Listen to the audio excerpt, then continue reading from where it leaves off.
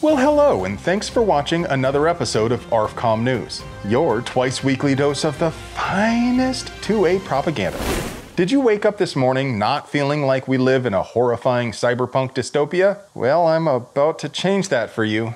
Friends, I want to start with a story that might make you click away and will definitely cause the algorithm to suppress our reach, but this is important, and I want you to know about it, so please, stick around. Control freaks are well known for their penchant for celebrating the death of innocents in order to violate gun rights, but now they have taken this ghoulish behavior to a new low. They have become virtual grave robbers, digging up the corpses of victims of mass tragedy events to make them dance for the authoritarian agenda of the police state enthusiasts.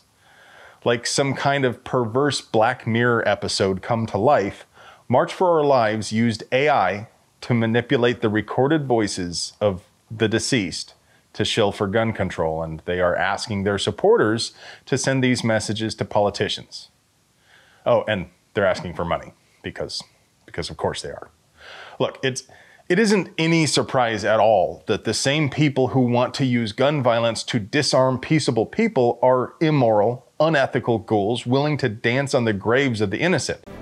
Some of you may die, but it's a sacrifice I am willing to make.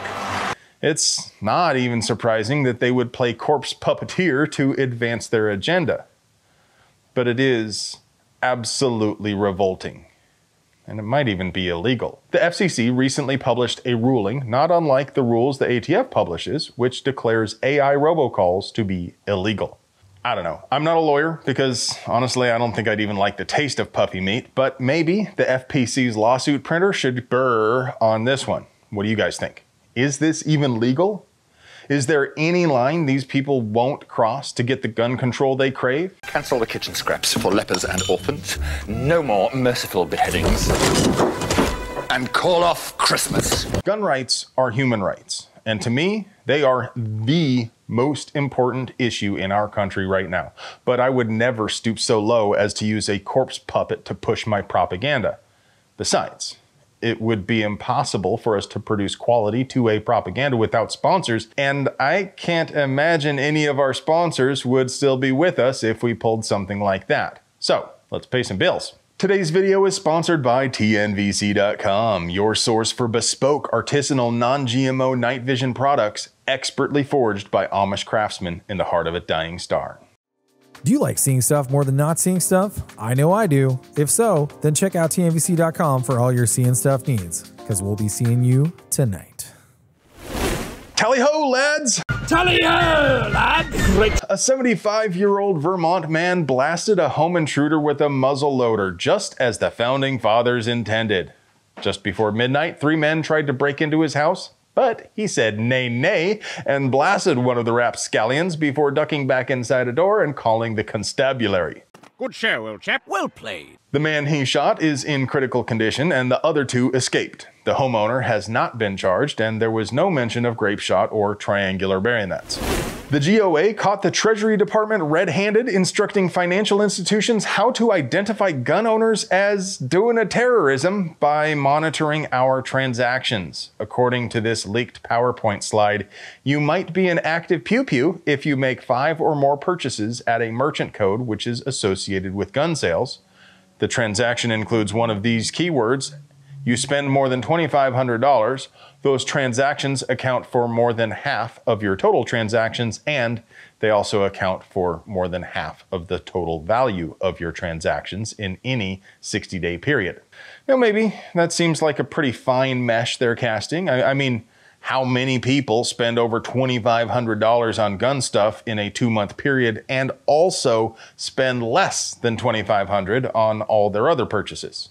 I don't know, but it's probably fairly common when people get their tax return, and for that matter, it's really none of your business how or why we decided to buy a bunch of constitutionally protected items. It's not clear if banks are alerting the alphabet agencies when they get hits on their search criteria, or to what extent the federal government is requesting that banks spy on their customers.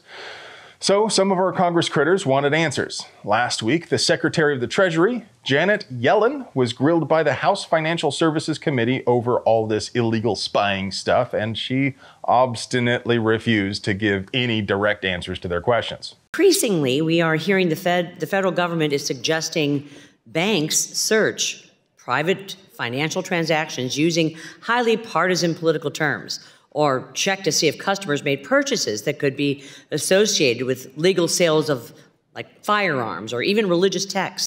I promise a thorough look into everything. Well, this is really concerning, and I would hope that you get to it just as quickly as possible, Madam Secretary. Then, a couple days ago, the same committee questioned the director of the Financial Crimes Enforcement Network, or FinCEN, Andrea Gacki, who was, you guessed it, similarly evasive. I shop at Cabela's. I buy ammo. Am I on a list somehow? These are legal purchases. These have nothing to do with terrorism. Bibles. Are there certain questions or criteria such as targeting speech or religious activities that trigger constitutional concerns? FinCEN does not give advice that it is okay to file suspicious activity solely on constitutionally protected activity. Now, at this point, it's clear they know they got caught, and they're hoping it all goes away when things calm down, so we need to make certain it does not calm down. Things will not calm down, Daniel Jackson. Please call the Capitol switchboard right now at 202-224-3121 and demand they put an end to the Treasury Department's surveillance program. Tell them it is blatantly illegal and immoral for the federal government to single out American citizens because they bought some ammo or a Bible. U.S. Representative Cori Bush is a huge, if you'll pardon the pun, proponent for a state monopoly on violence.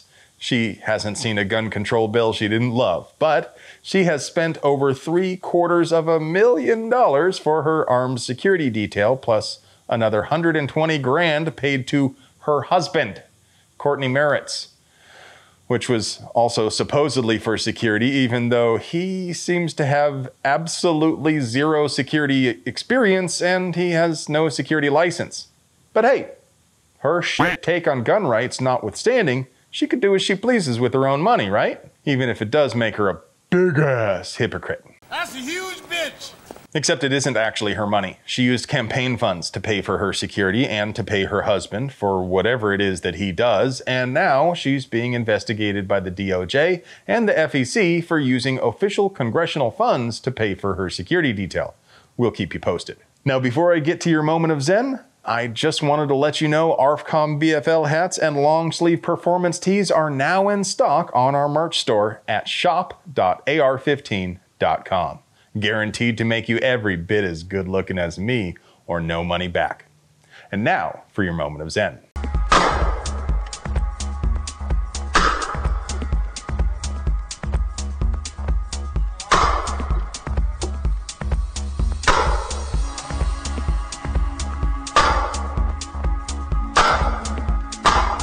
Hey friends, do you like pews and other pew-related things? Would you like to help us keep delivering you pure, uncut American pew propaganda at the low price of free Betty?